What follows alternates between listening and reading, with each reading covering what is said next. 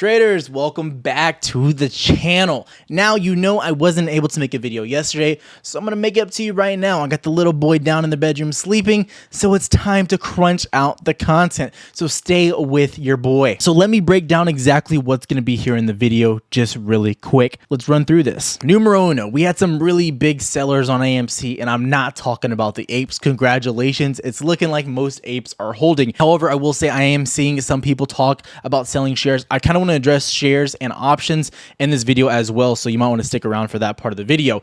Also, we have some influencers kind of losing their minds. We have Belmont. He's gone completely AWOL. He was totally bullish on the stock, but now he hates it. I don't know what happened. Maybe the hedgies finally got him. Maybe he got margin called. We don't know yet. Then we got Godpill. The dude's apparently taken every single family member's money, dumped it on call options on the weekly, and yeah, needless to say, so what's going on with the community and how can you not get caught by the hedgies? I'm going to kind of give you the plan and the layout how. I'm going to go over what's going on with the chart, why I do see some kind of positives. We did hold the $12 range with a massive sell-off as well, and it kind of explains why we did not get that push past that 15.5 range on Wednesday night, which was pretty detrimental. I'm sorry, was that Tuesday, Wednesday? I don't even know, to be honest. My memory's a fog. All I feel is pain now. But you know what? Let's not waste any more time. But like, subscribe, do what you got to do. Let's get to it. Welcome to the No Pressure Program. First thing we're going to talk about is going to be Wanda, and I'm not talking about the fairy from Fairly Odd Parents or whatever it's called. I'm talking about the shareholders, our good friends down in China, or so we thought. These boys and girls were selling the stock at the tippity top. Now, Adam Aron had a plan. He's going to sell on the way up. Well, before the way up. And then Wanda and the group are like, you know what? We're going to do one even better. We're going to sell before we even break the top. We're going to screw everyone. We win. So that's what they did. They sold at about 14.5 and then a little bit on the way down as well. And I assume a lot on the after hours as well as we tried to break through 15.5. That's a really key thing to know. And I assume they sold most of it pre-market going into the next day. And that's why we saw such a massive dump. As if coronavirus wasn't enough, China. Now you hit us with this. However, I do want to talk a little bit about this as well. What is my opinion on Wanda selling? Because I know I'm going to have a lot of opinions. So let me talk about this very briefly, very quickly. With Wanda selling off all their shares that they did, it was a massive amount. I believe it was close to 30 million shares. I could be wrong. I'm very confident that it was close to that range. If I'm a liar, I'll come out in the next video and state the true facts. But I'm like 90% sure. I just don't have the time to research it right now with Truth being here. It's a lot of stuff going on. Dad mode engaged. But even with that amount of shares sold, we didn't see that massive of a drop. It's only been about $2 roughly from that 14.5 range, $2.50 give or take. And we're holding $12 pretty strong. And then we had some good buybacks on the way up. So I'm not feeling all that concerned. Now, people are asking me, Tyler, do you have options? I keep saying, I mentioned in the last video as well, I have no options right now on AMC. I did buy some shares and I'm looking to buy more. However, the funds wouldn't get transferred to Webull because I already have some ACH transfers going over. It's a lot of stuff like that, but I will add more shares, I swear. Promise, Scout's honor, your boy will. This leads me to the next discussion going on about shares and options. Now, I've never told anyone to buy anything. I've never told you to get in, get out, anything like that. That's not what I do. That's not what the channel's about. But I want to say something.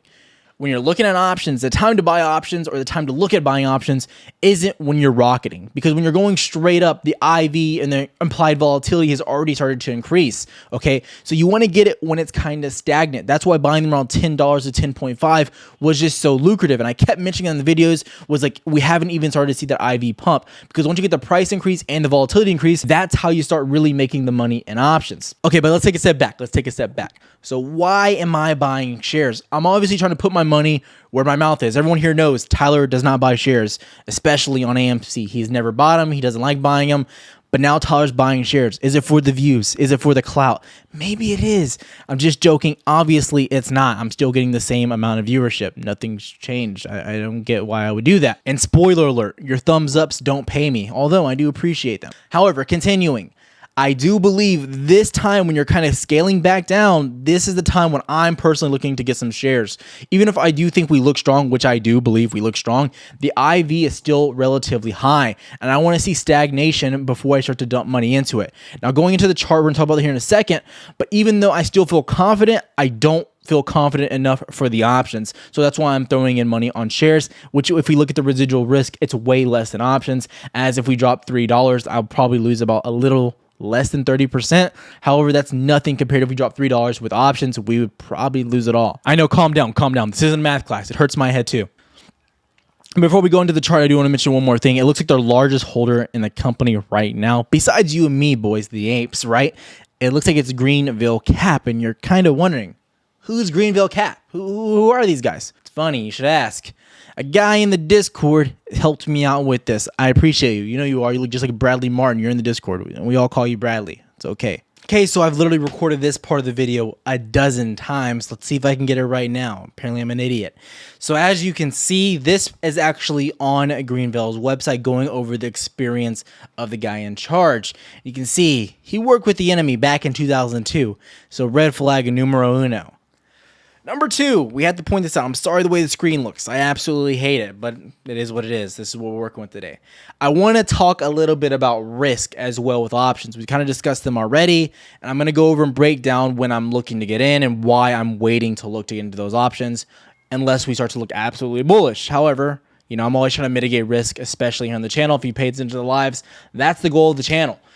I want to talk about this, though. This isn't to rag on Godpill. It's not what it is, but it's to warn people about the risk and to not listen to people on YouTube. That includes me. Don't just blindly follow what I say. Use your brain. You are not a literal monkey, okay? I get it. You all think you're apes, but please use your brain. Literally see in this clip from his live stream, Godpill borrowed money from a relative and margined it on AMC call options on the weekly, the furthest out of the money possible. Now, I'm not saying out of the money calls are bad, but out of the money to the max on the weekly, are we using our brains in this case? I have to ask, are we? Because something went awfully wrong. So I want to address when I look into options, why I look into them, and like the best time overall, especially on something like AMC when you're already at a pretty risky level. And this is to also say, not everyone on YouTube knows what they're talking about. I would say 99.9999999999999% have no idea what they're talking about. So please do your own research, think for yourself, use YouTubers as an indicator. And some people you should fade every single time. Okay, so we're about to get to some juicy content as far as the chart, but I want to explain a little bit about options and why I wait to get into them. So when AMC starts to pump, that is not the time to necessarily look to get into options, because chances are when the chart skyrockets, the IV will also start to skyrocket. Are you following me? Now, let me explain this in the simplest terms as possible. Car insurance is the easiest way to understand options. Just my opinion. You can disagree. It is what it is.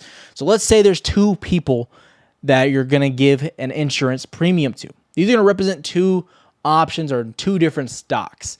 We have lady number 1. She's 89 years old. She rarely drives. But you know what? She never has wrecks. So the premium on her insurance is going to be relatively cheap for car insurance. But over here, you have Timmy. And we know Timmy likes to drive fast balls to the wall. He likes to get girls, pick up chicks, and play with sticks. I don't really know where I'm going with that, but that's what he likes to do. It's Timmy. Timmy gets some. So his insurance is going to be pretty high. Timmy has a track record. He's constantly getting tickets. He's been in wrecks. He is a volatile stock. He moves up. He moves down. He goes every direction. That's Timmy. But let's say something happens with Timmy. Let's say over the next 3 years, Timmy gets a wife, gets a kid. He relaxes. He stagnates. No more tickets. The wife's cracking down on him. No more wrecks. His Nissan Altima, super durable. He stagnates. As he stagnates, the premium on his insurance will decrease. The value of that option will decrease because there's not as much uncertainty within that stock anymore. There's not that concern of, will it go up? Will it go down? It's starting to stagnate. It might move up here, go back down, up, the occasional, and just go down. It's just very stable at that point. The same thing with AMC. That's when we're back at 10.5. We were stable, very flatlined, but we had a lot of indicators pointing to the bullish side. So yes, was it risky? 100%. But was the value of those options extremely cheap? Yes. And when we started to move, did it increase the value as well? Yes. So there was 2 factors increasing the value of that play. One, the obvious share price was skyrocketing, and then two, the implied volatility was also moving at a very massive rate, which was unusual based on the price action of AMC over the last 2 months. I hope you follow that. I hope you understand. You want to wait for more stagnation before releasing the max potential on options. When you're doing it the other way, you're pretty much saying YOLO, which again, I understand, totally cool method as well, but you pick and choose what you want to do. So AMC, what's going on? Now, you might have been watching the last few videos. I'm going to do a little recap, and I'm going to explain exactly what I see going on right now. Let's break it down. This video is getting a little long. I know. It's getting ridiculous. So as we look here, we're on the 15-minute chart. I do want to point out we ended up holding this area right here. It's about the $12 range. I am very shocked that we held it. This is astounding, actually. We had a very strong push up, and then we're rejected at around $13.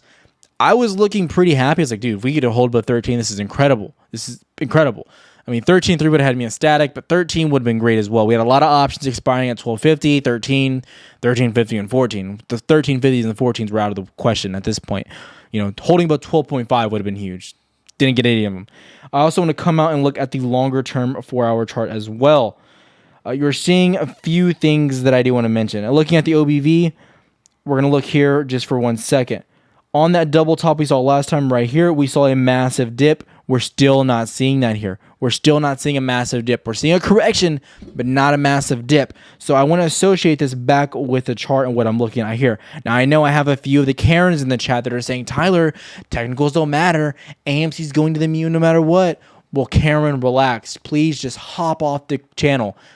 Just please leave. Karen, I can't listen to you right now. There's a few things I want to expect and kind of what I want to happen going into next week.